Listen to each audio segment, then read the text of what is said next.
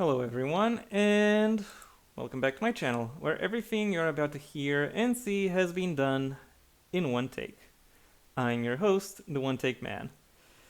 Merry Christmas to all who celebrate, and happy holidays for those who celebrate anything else. Personally, however, I have a different thought running through my head right now. Namely the fact that 34 years ago, in the week leading up to Christmas, aka December 25th, my birth country of Romania went through a violent revolution. And, and ever since, there are various, and not ever since, as such, there are various, TV stations that make a whole bunch of content based on that, like documentaries, like reports, like eyewitness accounts, and various discussions based around that and around how Romania progressed since then, etc., etc. I'm not going to talk about the quality of those because, first of all, I haven't seen enough to really be able to assess that. Second of all, they will not be the subject of this week's video. Rather, the subject of this week's video is a question, namely the question that keeps coming back whenever whenever one looks at pivotal moments of history, such as revolutions. Namely, what does it actually mean to have to put in place a strong government? And this is a question I thought I would look into it. I will look into, at least for now.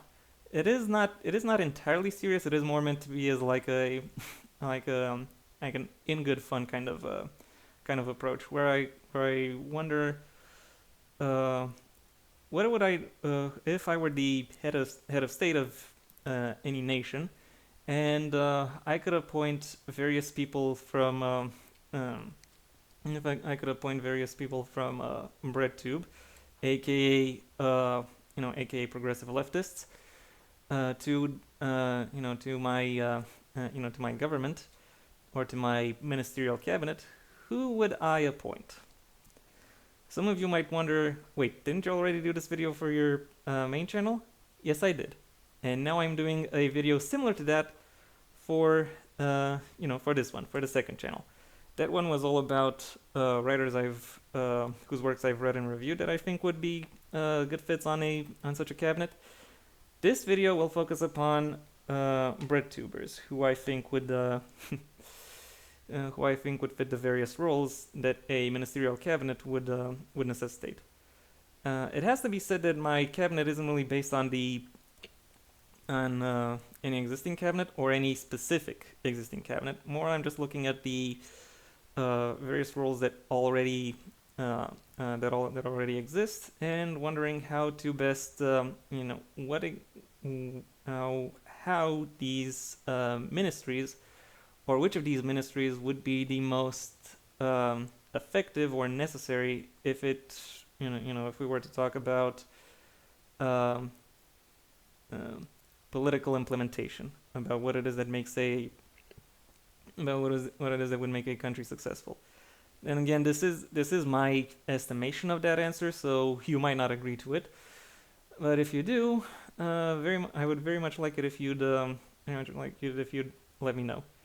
Anyway, I've gone through the entirety of this disclaimer, almost the entirety of this disclaimer, because some of you might wonder, because I have mentioned I have some anarchist leanings, and therefore some of you might wonder why I would have a government at all. Well, the thing about any kind of society is that you need to ensure that that people can cohabitate. And the thing about cohabitation is that it requires a certain set of prescriptions with regards to with regards to what is with regards to what can be done, with regards to where certain to what various freedoms actually entail, or what it is that they should consider. Anyway, and it is for that reason that you really need a government to take up certain, take up not necessarily just draw the lines, but also take over certain levels of administrative work that is necessary in order to have a functioning society. These positions I'm about to appoint are less like career politicians just going from place to place, and more what I would consider um, the CEO, more or less, of of the various ministries, or in other words, assuming meritocratic appointment, who has the highest merit from within the selection of breadtubers. Some people I mentioned here might disagree with the being placed here, but in my opinion at least, uh, you actually fit here. So anyway, with that excessively lengthy disclaimer out of the way, it's time I started looking into my my ministerial cabinet. First ministry I'm going to talk about being defense.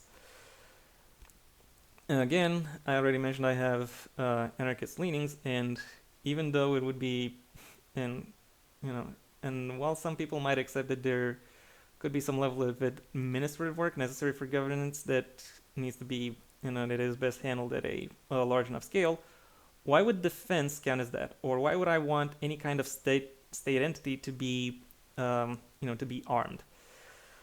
Well, the main reason for that is it's not necessarily the state entity itself that is armed, or I can fully imagine a situation where there is a decentralized army that that operates units within within various communities of various sizes, which would then coalesce when facing off against a larger threat.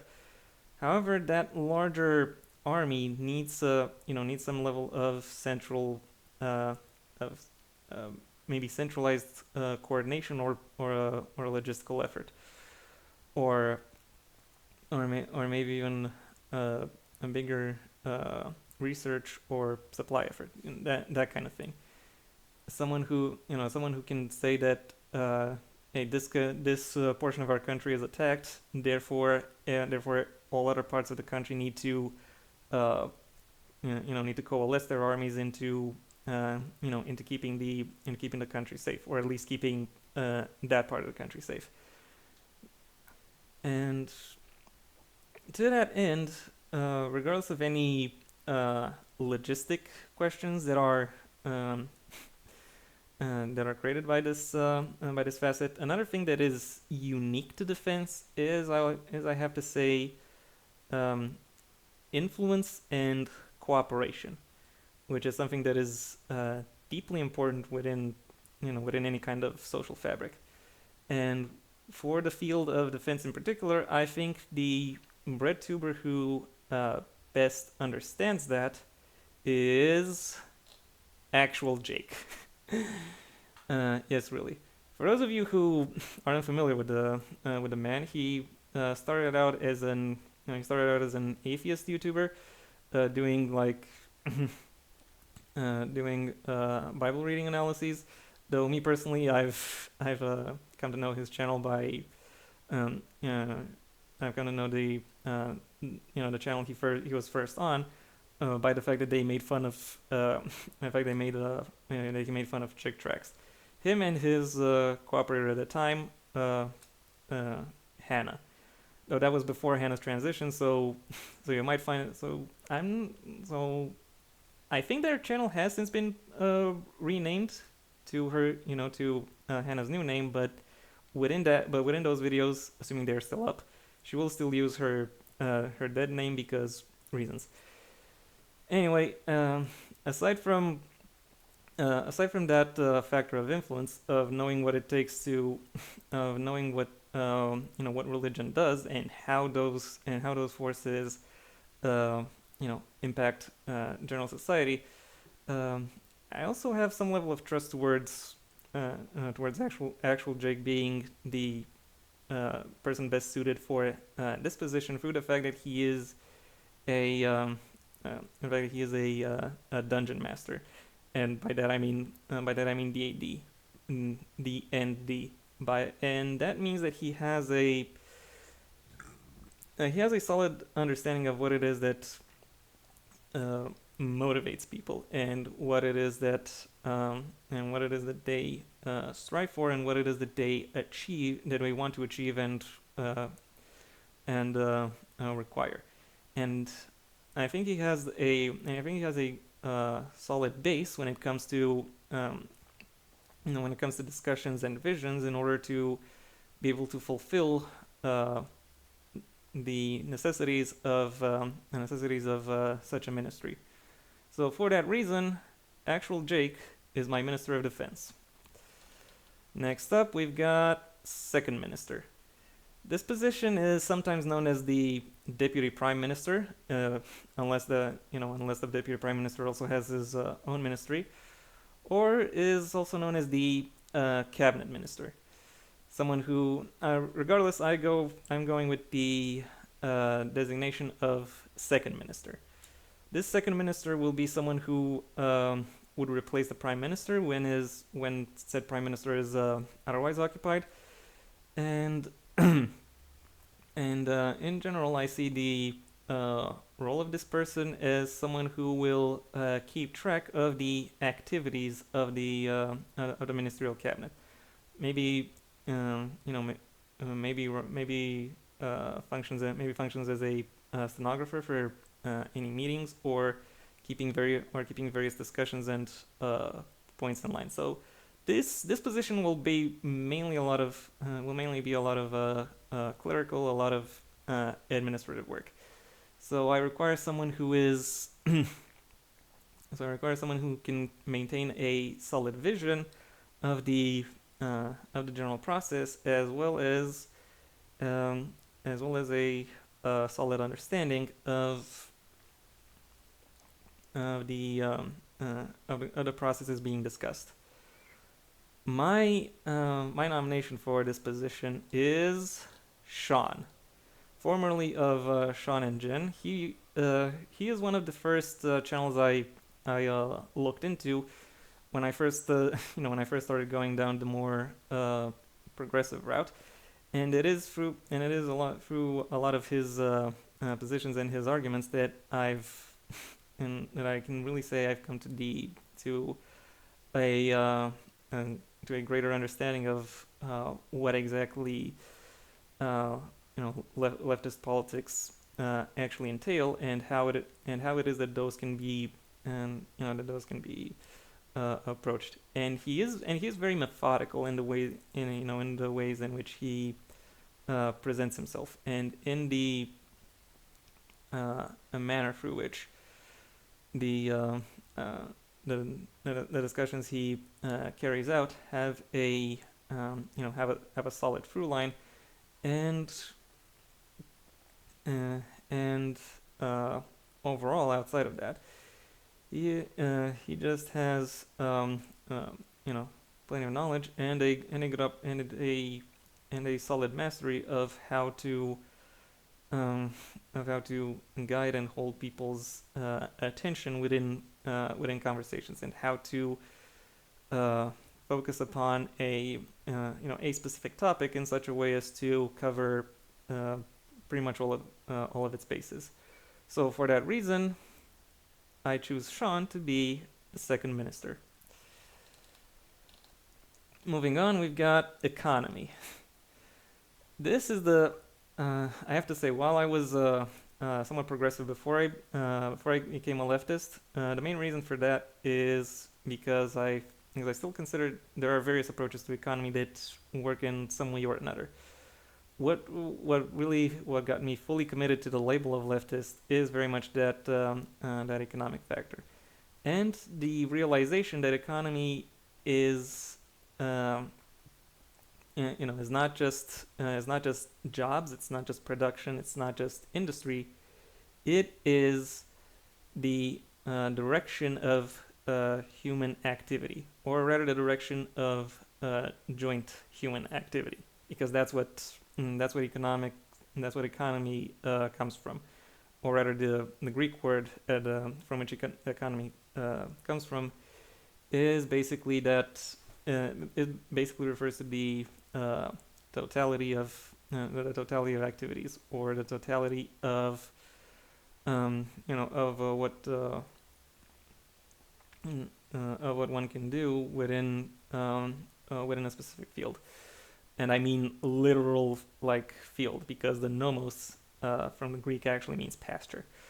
So so it is that joint level of cooperation that needs to be looked into, and that needs to uh, and that needs to be directed in such a way as to yield uh, the best possible results.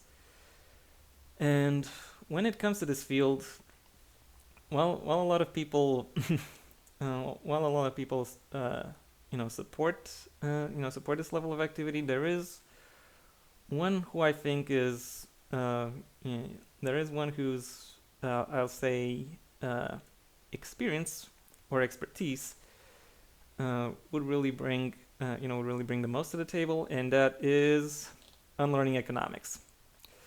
Like, yeah, obligatory.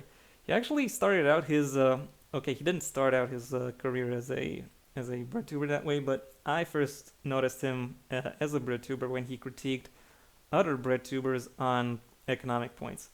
He did do a great job at pointing out where it is that they are wrong, but then he also did a great job at looking into, or not, no, looking at where they are correct. But then he does a great job at instead of saying "but" and then presenting his,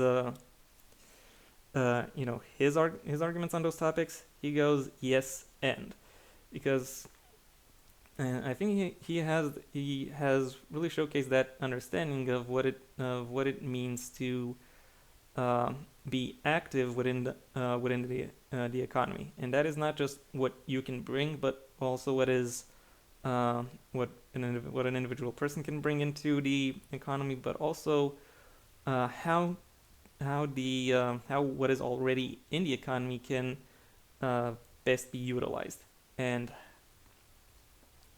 how that moving on reflects upon the uh, reflects upon the results that are obtained, and what kind of mechanisms are what kind of administrative mechanisms are in place in order to make that happen. So yeah, for that reason, uh, I am appointing Unlearning Economics as my Minister of Economy. Next up, we've got education. Now, that's something that has come a little bit at the forefront, particularly in the particularly in the U.S. sphere of discussion, where there's a lot of talk about about private over public school, which, yeah, a lot of people talk about the how cost of the state or cost in taxes when it comes to that. But then when you actually look at the total income, it turns out that dichotomy is not exactly true. And even beyond that dichotomy, there are various other aspects that are necessary in order to get an education through. And education is that really comes from an understanding of what education is, and I think the most important revelation most people will have about the field is that education isn't just a pipeline from childhood to adulthood, and from playing to working. Rather it's an avenue through which people can better understand themselves, and from that understanding, they are able to get the they're able to get the best possible results for their own lives and what they consider to be meaningful within within their lives. That also counts towards educate. That also counts towards employment, but but there is more to it than simply that. And I do have to admit I did waffle a little bit on this on this position in particular. However, ultimately, I decided to go with the most obvious and also best choice, Zoe B. I couldn't find her on Twitter, so I just took her. YouTube profile page. By the way, profile picture. By the way, all the pictures, unless specified otherwise, are from the Twitter pages of the people involved. And if anything I say about these people sounds interesting, I suggest you check out their internet presences. Anyway, the reason I waffled on this ministry in particular is not because Zoe herself is not proficient within this field. She actually calls herself a teacher, a writer, and a content creator in the description of her YouTube channel. But rather because I don't really think she's a leftist. I think she's a general progressive. If she is a leftist, I don't think she's actually made any any commentary on that. Though, yeah. Come to think of it, actually, she does talk a bit about how education is wrongfully shifted towards towards a specific understanding aimed towards making children employable in the future. And because she has that understanding, and she has that perspective. Sorry about that. I think she is the one who has the best position in order to bring forth an alternative, and in order to decide or put into place something that makes the a stronger, more robust alternative that is better suited to addressing the needs of the general populace, or if not of the current general populace, then of the future general populace. Though it has to be said that even the current general populace can benefit from education, because after all, it is a lifelong process, and there are various training opportunities all around. And even still, you can choose to, I don't know, go for a university degree when you're 60, even though all you have is a high school diploma. So it is that perspective, that liberalization, and that capacity for increased freedom that I think Zoe herself has in mind and would be most adept at implementing. So for that reason, Zoe B is my Minister of Education. Moving ahead, we've got energy. Yeah, a lot of these early ministries will be set up in alphabetical order. That's that's kind of just something humorous I decided to do for myself. And some of you might wonder, well, why energy? It's basically an extension of infrastructure, because there are plenty of I'll say there are some countries that have a ministry for infrastructure, but and it is actually the role of the state, at least as I see it, from a more technocratic standpoint, it is to ensure that various infrastructures are in place for various services. Among them, an energy grid, and that requires a certain level of expertise and flexibility, and an awareness of what exactly needs to be delivered. To that end, I think the best candidate for this position is Sheep in the Box. Yeah, even though Tom Nicholas is also a somewhat proficient British BreadTuber who has already made a video on um, on the energy sector, or on what it takes to have a successful energy infrastructure, or more precisely on how such a project has on how a libertarian project for energy has failed in the past. I think Sheep in the Box, who is relatively more obscure in terms of in terms of BreadTubers, actually has a solid chance of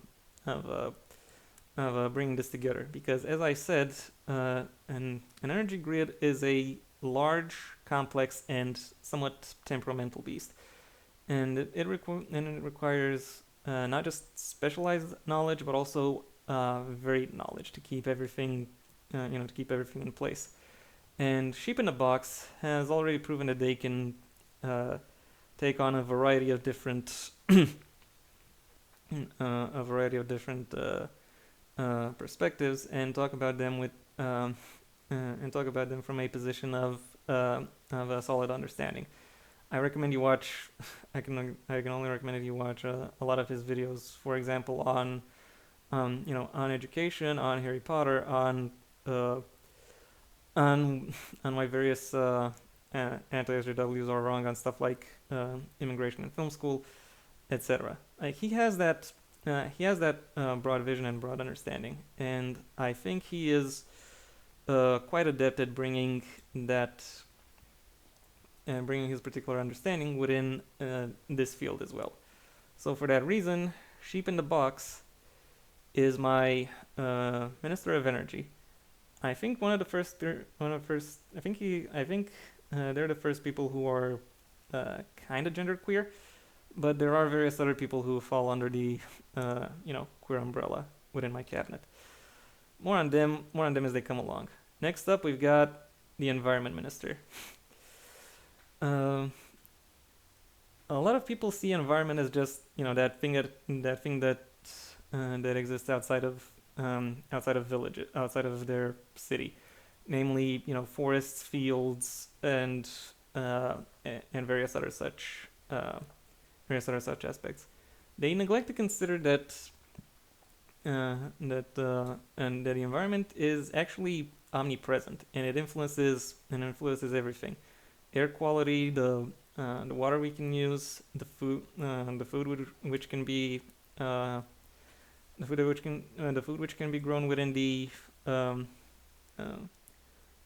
country itself.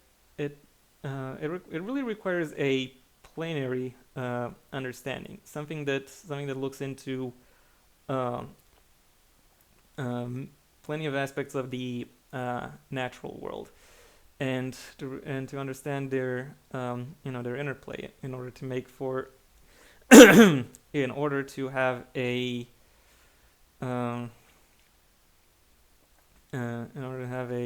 strong portfolio and a deep understanding of how this field can be used to improve the lives of the general public. And I have to admit, I kind of struggle with this one, not because there are leftists who don't care about the environment. In fact, many people are indeed also environmentalists, but not a lot of people have the expertise that I would consider necessary in order to have this specialization come to life. I could do what I did with energy, and just appoint someone with a broad spectrum of interest, and tell them to focus on that.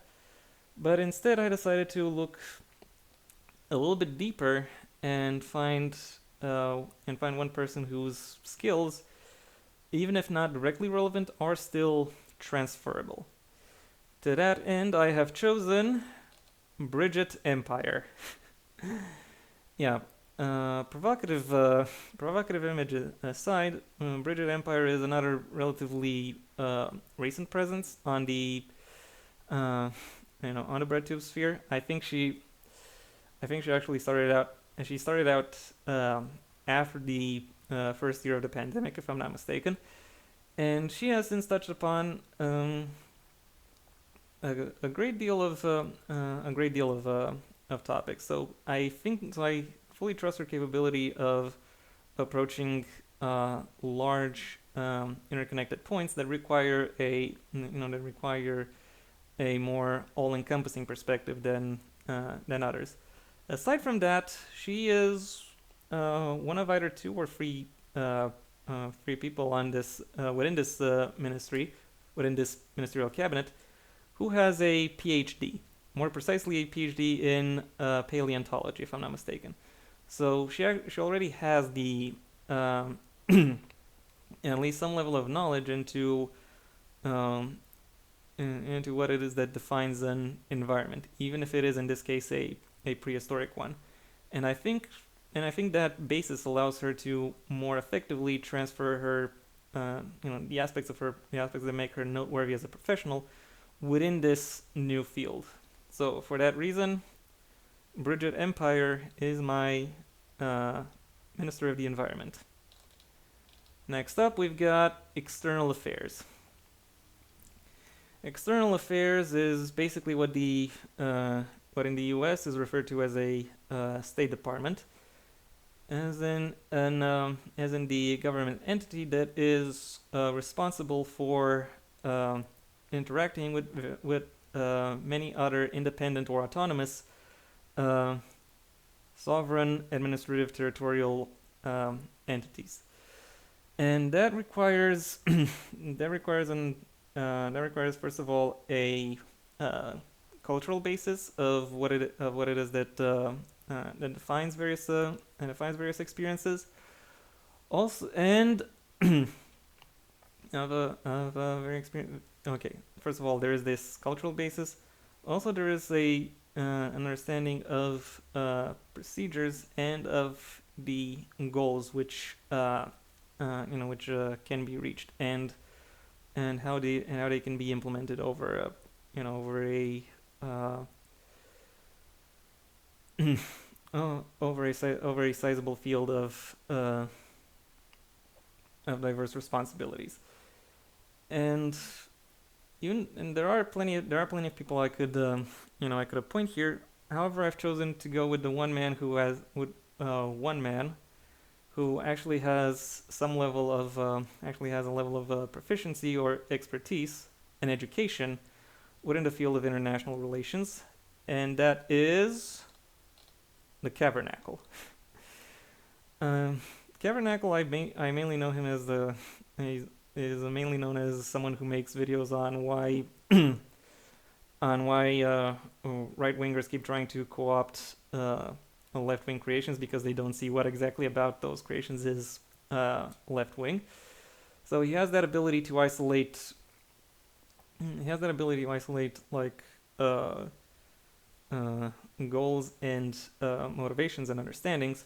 And even beyond that, as I said, he has some expertise in the field. He has a master in international relations. So he knows something about what it means to be. So he knows what proficiency within this field requires. He knows how cooperation works, not just in this field but in general, and he knows how do I put this?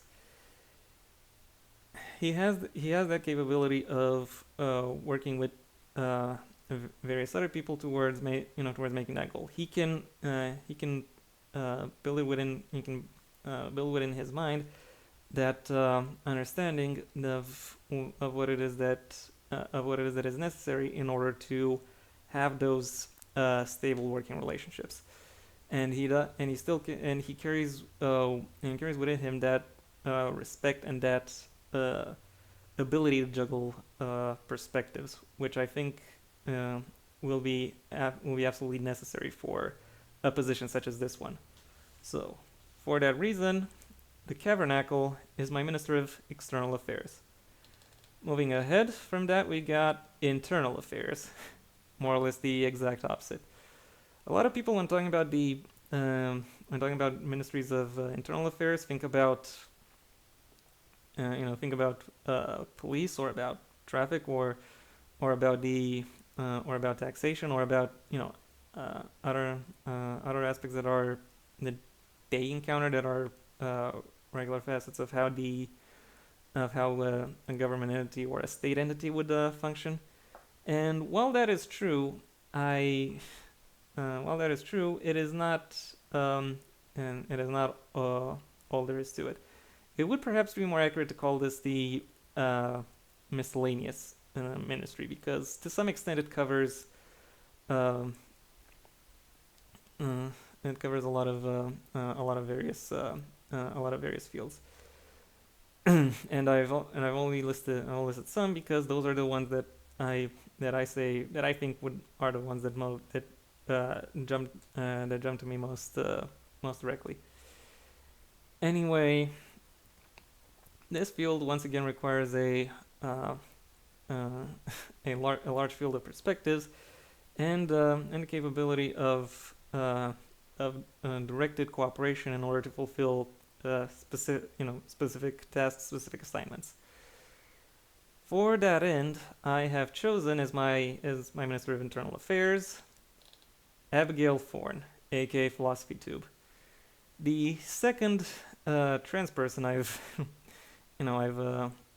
included within this cabinet. Abigail is most well known for her for the PhilosophyTube series, which has undergone quite a few transformations.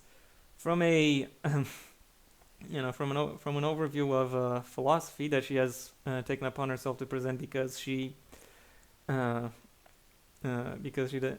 thought that it should be common knowledge, to utilizing that knowledge of philosophy in order to address more direct questions, most notably about how AI is to be used, about how data in general is implemented and processed, about how laws are considered and developed, what biases go into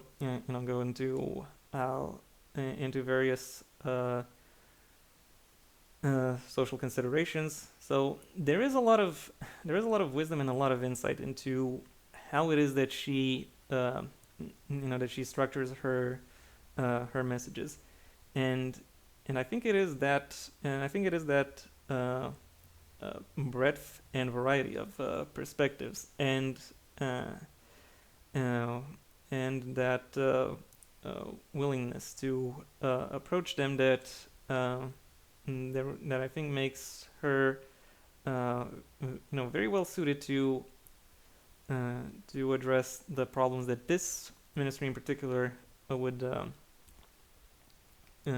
generate. So for that reason, I appoint Abigail Thorne as my Minister of Internal Affairs.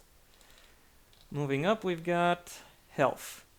So yeah, that was the last of the alphabetically arranged ministries. For now, I'm going to jump around a bit. And health is perhaps one of the most obvious things that a government itself should have control or oversight over.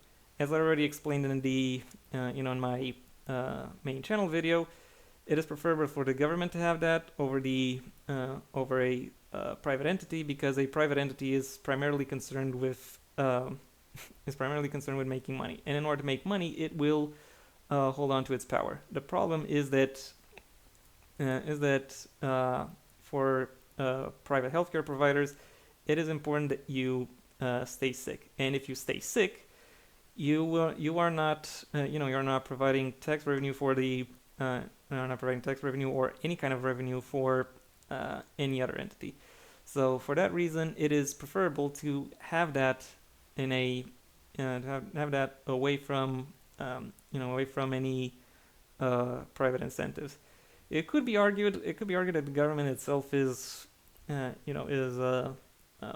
more corrupt, and therefore it is more willing to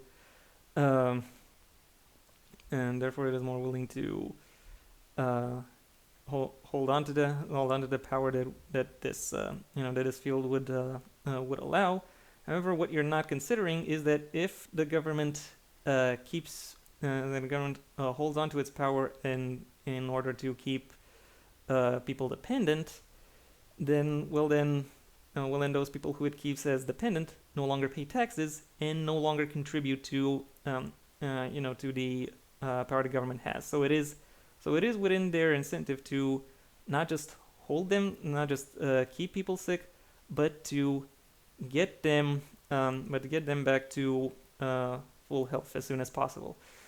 So for that reason, it is infinitely preferable for a government entity to be in charge of healthcare rather than a private one. And I don't think I need to tell you why health is an important position. So who should manage that?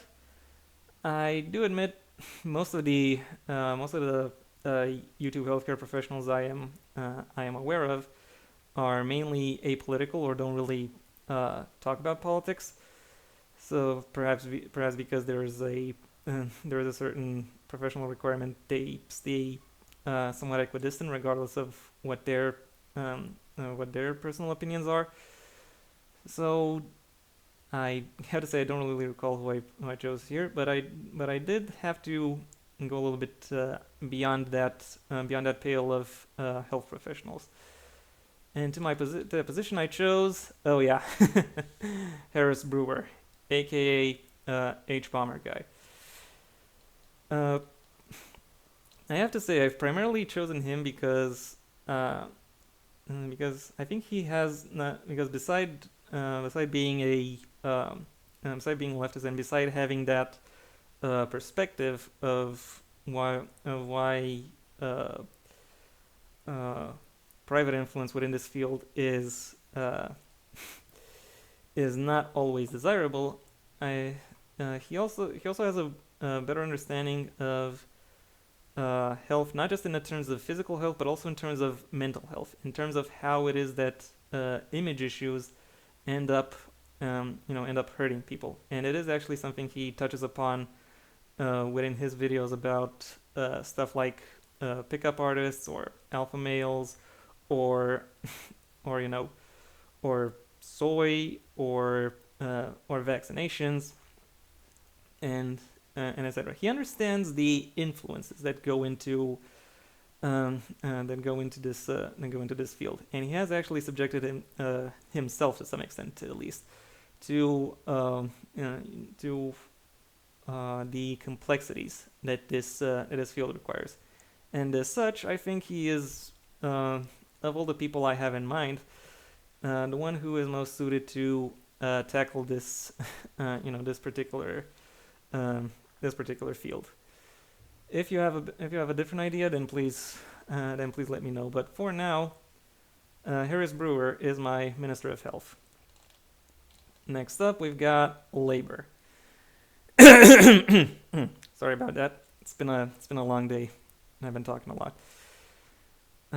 When it comes to labor, this is arguably the one field that most leftists are most interested in taking up, because a lot of their positions are directly motivated by labor. I know my positions on this field are directly motivated by labor, or rather by the effects of labor, by the importance of labor, and of making sure that a country's labor force is well taken care of, and that goes beyond any corporate benefits. It goes more towards ensuring that their rights are upheld, and it goes towards making sure that the position within they spend most of their time actually creates actually allows them to develop and have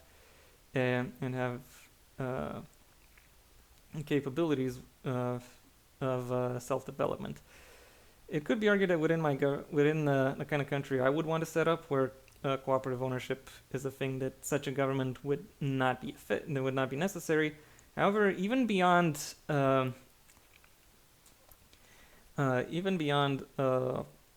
cooperative ownership and the debates and problems that can arise between the owning class and the working class. There are still various issues that can occur between groups of people. There are various countries that have ministries specialized for the needs of certain groups of people. In Germany, here, for example, there is a ministry for the elderly, the young, the young women, and gender minorities, because because those people have a specific set of necessities that no other field covers, and to some extent that also goes into labor. That goes into ensuring that people have and that the needs of the people, insofar the needs of the people are addressed beyond the structural limitations that society would otherwise impose upon them. And I think the person best suited for this position is Vosh. when he was directly asked this, Vosh actually said that there is a different ministry or ministry-like entity that he would like to take over. Unfortunately, however, I have decided to ignore that particular desire of him and instead place him in this position, because I think this is one that he is uniquely adept at addressing. Besides being in many ways someone who I consider to have mostly strong takes. So yes, I am a Voshite. I do admit to some bias in that direction. He is overall he overall understands the influences society has over people beyond just the class dichotomy. And I know that his efforts or his desires within that field are compatible with mine. He is looking to obtain that freedom within a larger, more substantive field, and he actually has a solid academic backing when it comes to how to best liberalize and generalize that those ideas of freedom that he wants to implement. So for that reason, I appoint Ian Kaczynski, aka Vosh, as my Minister of Labor. Next up, communication. There are various countries, or more precisely, subnational entities like states that have stuff like a ministry for internet, or in general a ministry of like social media or something like that.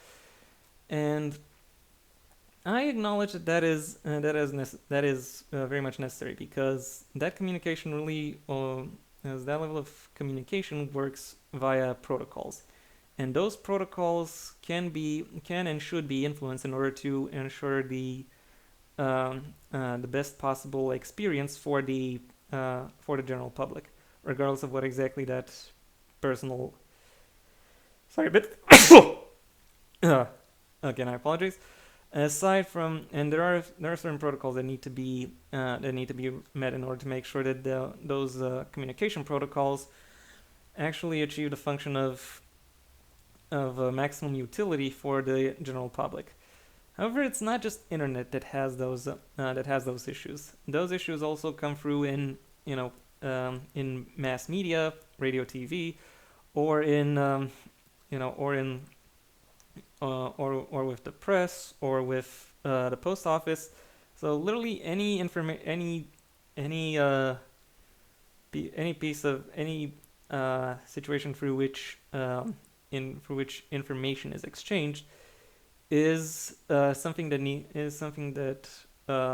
maybe doesn't need to, be that doesn't need to be perfectly regulated, but it does need a certain benchmark beyond which it can uh, it does need a certain benchmark beyond which ensures that everyone's needs are met, and that beyond which it can then go forward and be used in order to uh, fulfill the role that uh, mass communication options make possible. And towards that end, I think the best choice for who to handle this ministry, among BreadTubers at least, is Big Joel.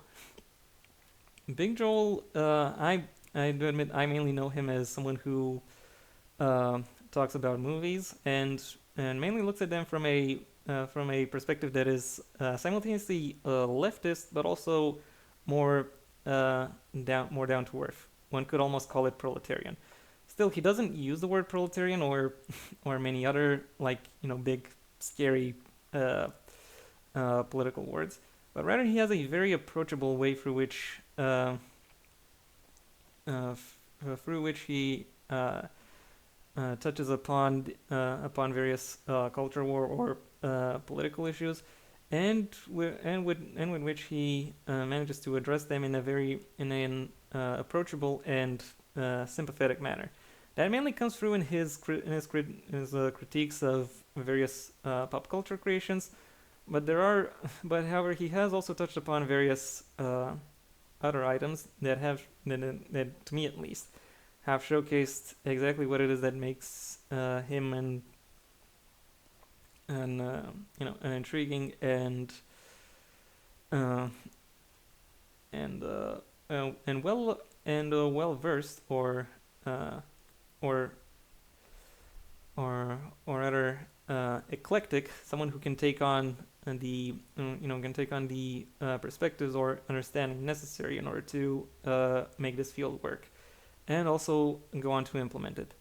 So for that reason, Big Joel I appoint as my Minister of Communication. Nearing the end, next up we've got transportation. Now, I think I don't need to explain to most people why freedom of movement is important, given that is the first thing that is that is taken away from people who are found guilty of crimes. Because you did a crime, you can no longer go anywhere except this place where we're putting you, and that is where you'll stay until you can show us that you now know better. The opposite of that, freedom of movement, is therefore very important, and it is something that I think needs to be covered by a government, regardless of or rather, the government should place certain provisions down in order to ensure that it works. And and yeah, to that end, the best possible choice for this position is obviously Adam Something. Like, yeah, sorry Vosh, but Adam Something is just on a completely different level when it comes to when it comes to that, because he really showcases a lot of understanding and a lot of sympathy towards this topic, and he understands how freedom of movement is actually implemented and realized in in general society, and what it takes to actually get it going. So and it is that perspective, and that perspective extends not just to technical means, but also to the requirements that these means need to cover, and the administrative needs that those means have, and I think that makes him very well adept to cover this field. So Adam Something is my Minister of Transportation. Next up, we've got Justice, the second to last ministry I'm going to talk about in this video. Somewhat obviously, this government will a government will have to have a Ministry of Justice, because a government is based upon creating laws, and laws, which I've somewhat explained, are necessary in order to understand, in order to have a baseline understanding of what cooperation entails, and on what conditions are necessary in order to make sure that all people have an adequate quality of life. A Ministry of Justice ensures that those goals are actually met, that justice is actually dispensed out towards the public, and it ensures that the quality of life is made possible through the mechanisms that the system has already laid out. And if it's not, then it might also be the first point at which the mechanisms turn again in order to adjust the parameters upon which the government ensures maximum utility for the general public. And while it is very tempting to put someone like Legal Eagle, who is the most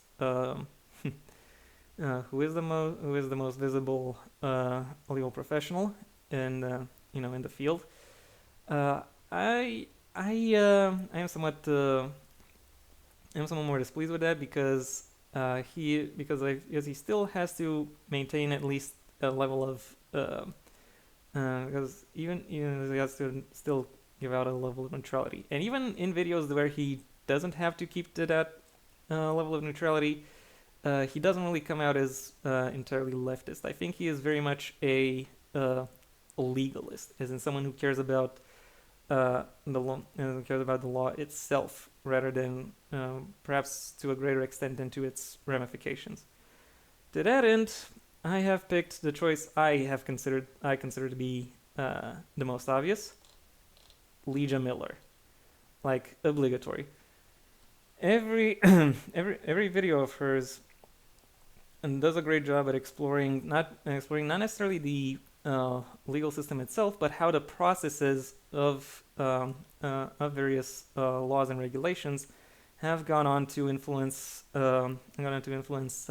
modern society, or at least modern U.S. society, in a way that is detrimental. She therefore has that knowledge and that overview of what the general public good is like, and also as a JD holder, Juris Doctorate, in case you didn't know, is quite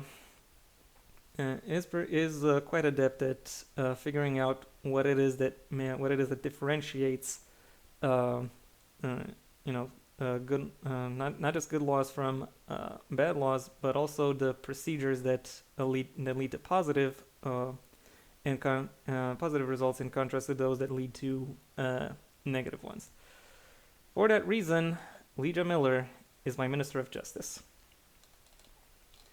Next up, last but not least, the position of Prime Minister. Somewhat obviously, the Prime Minister is the main mover and shaker of the cabinet, the head of government. Also can replace the head of state should it be necessary.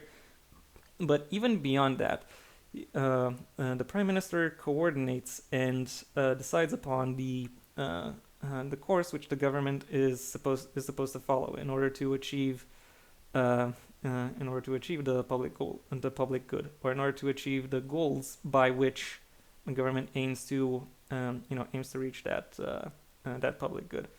It is also very forward-facing or public-facing. So even though a lot of people are expected to, even though pretty much every member of the cabinet is expected to interact with the public, I think the Prime Minister has to do that more than others, and has to bring forth a strong display of competency and of being capable of interacting with people on a whole variety of levels. And my choice among BreadTubers when it comes to who would be best suited for the position of Prime Minister is, drumroll please, President Sunday. You'll have to change your name to Prime Minister Sunday, I'm afraid to say. I have to say, I am very much impressed by by Sunday and by how he is capable of presenting his arguments. He very much has that level of diligence and of and of proficiency when it comes to discussion, and when it comes to being able to carry or hold or moderate a discussion and attention, and being able to guide it in such a way as to ensure that everything is goes as well as it should. But beyond his veneer of professionalism, however, and especially if you follow him on Twitter, you will find that aside from a dignified and sober professional, he is also a very sassy bitch. Like he knows how to interact with people on that on a more personal, more informal level, and I think it is that combination of humor as well as of